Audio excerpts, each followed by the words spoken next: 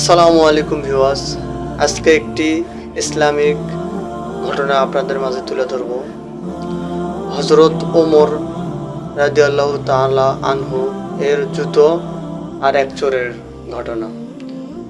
হযরত ওমর ইবনে খাত্তাব রাদিয়াল্লাহু তাআলা আনহু খলিফা হওয়ার সময় মদিনার রাস্তায় প্রায়ই রাতে ঘুরে ঘুরে দেখতেন মানুষের অবস্থা কেমন। এক রাতে তিনি একটা গলির কাছে থামলেন, যেখানে একজন চোর লুকিয়ে একটা বাড়ির ঢোকার চেষ্টা করছে। ওমর রাদিয়াল্লাহু তাআলা আনহু তার বিখ্যাত কঠিন চেহারা আর লাঠি হাতে নিয়ে ধমক দিয়ে বললেন, কে তুই? এত রাতে এখানে কি করছিস? চোরটি ভয়ে কাঁপতে কাঁপতে বলল, আমি তো শুধু হারিয়ে গিয়েছি হুজুর। ওমর রাদিয়াল্লাহু তাআলা আনহু একটু হেসে বললেন, হারিয়ে গেছিস? তাহলে তোর হাতে ওই লোহার টুকরো কিসের জন্য? বাড়ির তালা খোলার জন্য নাকি? চোরের মুখ ফ্যাকাশে হয়ে গেল।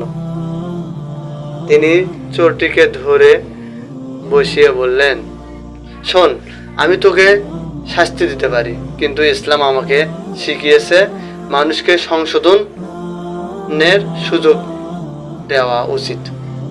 তুই যদি চুরি ছেড়ে দিস, কাজ করার কথা দিস আমাকে, আমি তোকে ছেড়ে দেব। চোরটি ভাবলো, এ যে সাধারণ মানুষ নয়, নিশ্চয় কোনো বড় মানুষ। সে তাড়াতাড়ি বলল, আমি কথা দিচ্ছি আর চুরি করব না। ওমর রাদিয়াল্লাহু তাআলা আনহু তাকে বলল, ঠিক আছে, কাল সকালে মসজিদে আসিস, আমি তোর জন্য কাজের ব্যবস্থা করে দেব।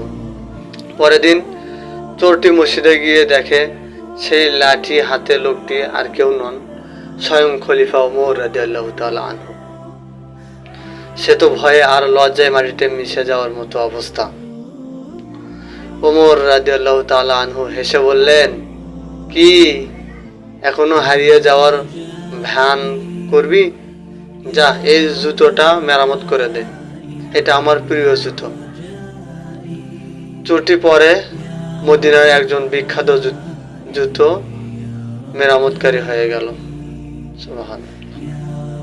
আর সবাইকে বলতো,